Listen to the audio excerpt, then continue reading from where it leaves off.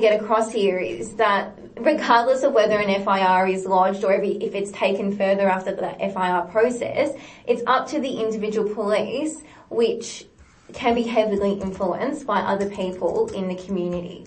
Okay, so I just thought that was important to note because some of the questions today really focused on why an FIR wasn't taken further.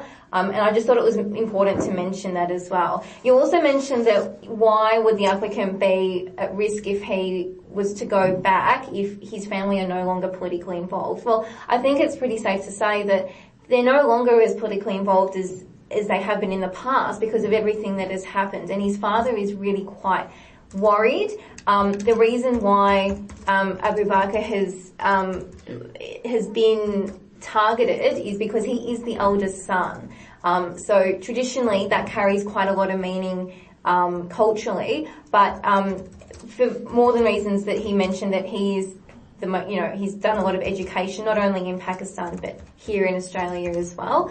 And his brothers are just not as politically involved as he has ever been. So that is the reason why he is of target rather than the other members of his family.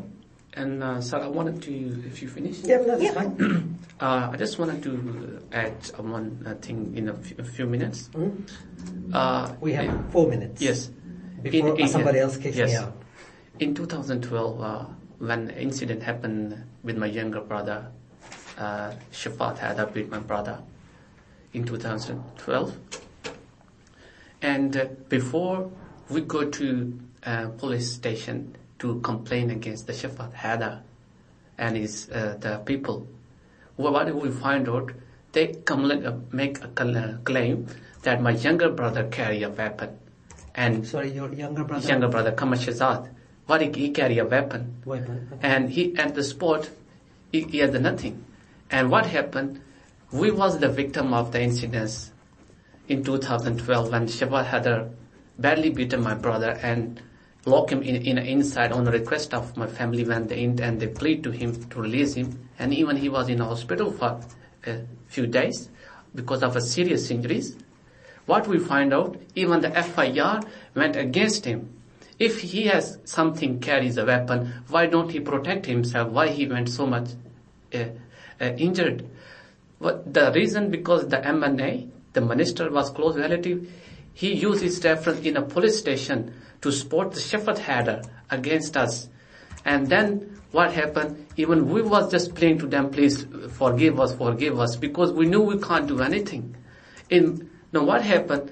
If I go back to Pakistan, they already want to kill me.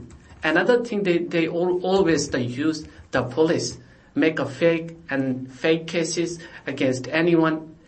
Recently, 2-3 years before, my father friend was murdered in a police station, police custody, because of police torture, and he was a PPP member.